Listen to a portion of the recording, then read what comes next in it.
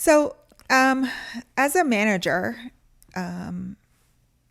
sometimes you have, it could be the time of year, it could be that the company isn't doing great and people aren't going to get a raise.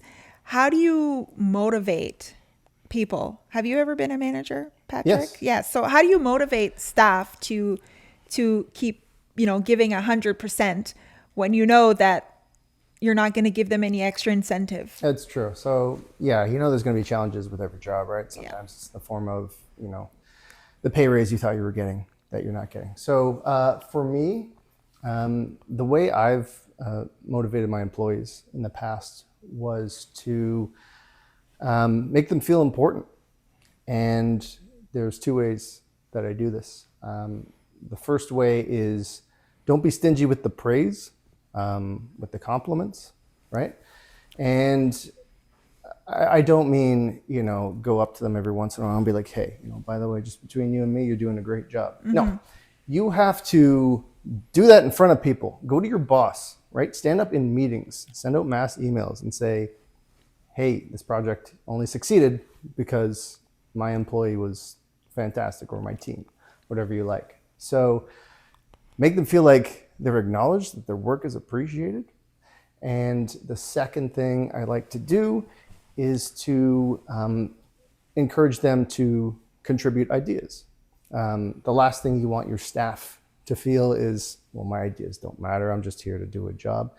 I want to kind of encourage that exchange of ideas. I want people to feel like they're part of the team. I want them to feel like they can come to me with their ideas, that I'm going to listen to them, that their ideas have value. And, if it works out, we can implement them. So I think someone who gets a good amount of credit, right? Especially, if I'm vouching for them to my bosses, right? Openly giving them credit and hearing their ideas.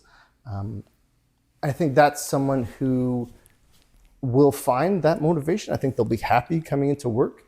They'll face challenges, but I think that underlying idea is of I'm valued here. Mm-hmm. My job is important. I'm made to feel important. That helps. I'm not saying that it's the answer to, hey, by the way, you're not getting that raise. But I think creating that motivational environment starts kind of at that base level. Yeah. But so, Zahid, do you think as a manager, is it your job to motivate people? Okay, so it's a good point. Should they? It is a good point. Do their job because they're getting paid? I think you're right, but I think that's not realistic. Some people are driven in life, and some people aren't.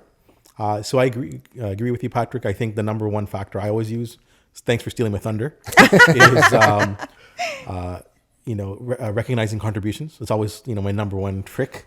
And I'm genuine with it, right? I don't just fluff it and stuff. So I think 100% that is the number one factor, is to recognize contribution. And number two is exactly what you said, give them, make them feel like their opinion matters and they're valued. Mm-hmm. So, not to just be redundant on those things. I would say another factor to keep people motivated is to know that people are, when you try to use things like, hey, do it for the company, right? I don't care about the company, right? Yeah. I think I like to motivate people by do it for yourself, do it for you, right? Like do it for your pride, do it for your family. Like if they care about their parents, if they care about their community, do it for your people, do it for them, right? Do it for yourself, right? Mm-hmm. I think that is something that gets people a bit more motivated when they know that, hey, it's my personal pride on the line. This is your benefit, not the company's benefit, not how much millions of dollars the company will make from you. This is your benefit. And then what I also like to do to give the person the personal benefit is give them lessons that are not textbook things that you might get in any other job. It's stuff that would help you in your everyday life, right? So, so for example, one of the things I teach people is, perception, right? A lot of people come in, they just do their job, but I go, hold on, there's something called perception. And they know about it, but I'm like breaking it down. I'm like, this is how important perception is. Or I'll give them tricks how I can get someone to convince someone, right? This is what I did. And I don't know if you noticed, the meeting started this way and everyone was like here. And then I don't know if you noticed when I did this and this and this, Patrick was a bit more on my side. And all of a sudden at the end, he signed the check. This is the technique that I use. You could do the same thing. And you don't always, I'm not talking about from the work point of view. I'm talking about when you're in your personal life, right? When you want to buy a car or convince your significant other, right? So teaching them these kind of personal benefits, teaching them things that will benefit them personally, I think has a factor of keeping them motivated. They come to work, they get their standard dose of like corporate culture, corporate, propaganda. But if you give them stuff that will matter outside of the job, I think that keeps people, pretty engaged. Absolutely. Yeah. So I guess for me, I'm not in a management role now, and I'm glad that I'm not, because I think the economy right now is not the greatest, and I know some companies are struggling, and there may not be like raises and stuff like that. But I always I've always been very transparent to a point with the people that report to me, because there are certain things, you can't just go around sharing with your staff, but I'm very transparent about what's within my control. Right. And so I explained to them, like, high level, how raises performances are measured, how raises are calculated. Like, typically you get a budget, and whether you're meeting expectation, exceeding, and where you are in the salary range is going to dictate the type of raises that you're going to get. So for me, my team always knows that I'm being open and transparent with them. Then I look at, like, where is it you want to go? What is it you want to develop in your career? And it could be that you're happy with the job that you're in, but you may want to get to taking on greater responsibilities. And then that becomes a goal for them that I tie back to their performance. And if it's something that they then, maybe they want to move up into a higher level or into a different department where they don't have experience, again, that's part of their performance. And so in times where, we could be in a rut, I would look to say, okay, these are your goals. Let's figure out ways that you can incorporate doing things that'll give you experience and skills to get to those goals. And that's how I'm able to motivate them in times where, like, yes, in addition to the public recognition and all those things when they're doing a great job, but this is where I'm able to get them to stretch a bit beyond what they typically do in order to, because what's in it for me? Why am I going to give you extra? Why am I going to give you 110%? You always have to figure out what's in it for them, and then together come up with a plan or approach that they're a part of in order to get them to do the extra or continue to perform, because, they know sure, they may not get a raise, but they're going to get skills that's going to take them to the position they want to go to, or the area they want to go to. So that's a great one. How do you handle this? I know how I handle this, but just curious about you.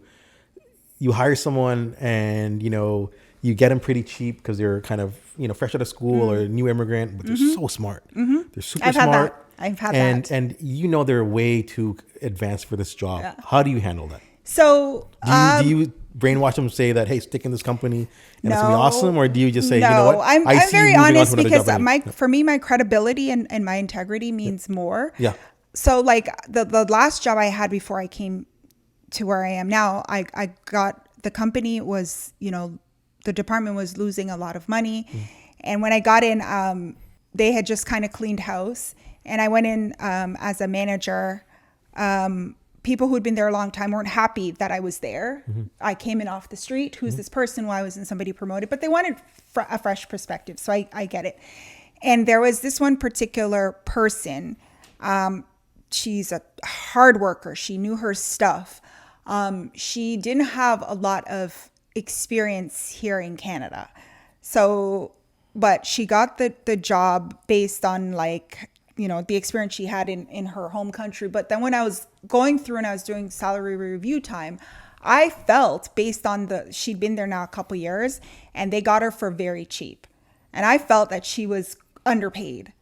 And I went to my boss and I brought it up to my boss, and I put together a plan to say, here are her audits, and here are how many files that she turns around and whatever. And I advocated, and I got her a salary increase, and it wasn't even salary time. That's fantastic. And I called her in, like, because I did quarterly check-ins with my team.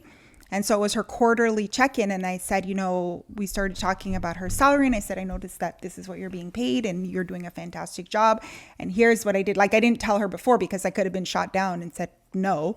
But I was able to get her a raise, and she burst into tears. And she said, you know what? I've actually been looking for another job because I knew that based on the experience I have now, 2 years doing this job, I could actually go somewhere and get I've done more. I've done it where I been in situations where I knew that a raise in this role wasn't really feasible and there wasn't any like immediate opportunities, where I would encourage them, like, you know what, I think you're probably going to be here for a year. We'll take you for 5, but you know what, like if I was in your position at this age and this time in my life, just keep improving yourself, just work hard, do your thing, and things will come, right? It doesn't say continue looking for another job, but I didn't I made it clear that, hey, you know what, if you find something better, as it comes, that when you get the experience, you don't feel like you let me down by moving on, right? That's how everyone came up, right? And I encourage that. I don't think it's fair where employers and managers of a company just kind of brainwash people to kind of just to make them feel, just like as you said earlier, one of the other segments,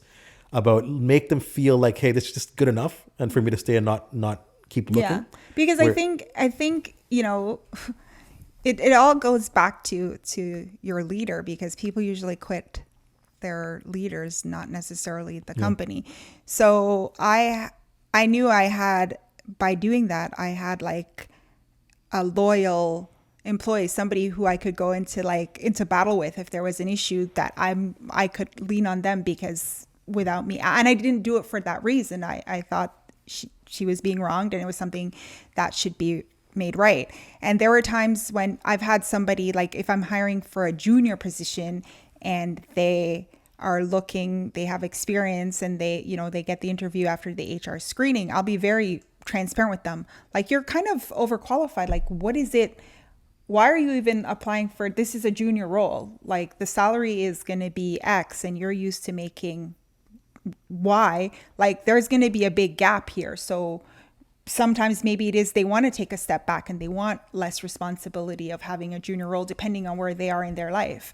So those are just open conversations that, dialogue that you need to have with people when you're hiring or your staff that you're trying to motivate. Absolutely. And I didn't get a chance to say this earlier, but what you did, sort of advocating for your employee, absolute genius move. Because then you found out inevitably she was looking. And you probably mentioned that to your managers that, hey, we dodged a bullet here. And then you look brilliant for spotting this. You saved the company who knows how much money in recruiting and hiring someone who probably can't produce as much. Yeah. So and to do that for someone, it benefited both parties. I just think it was like a stroke of genius. Nice.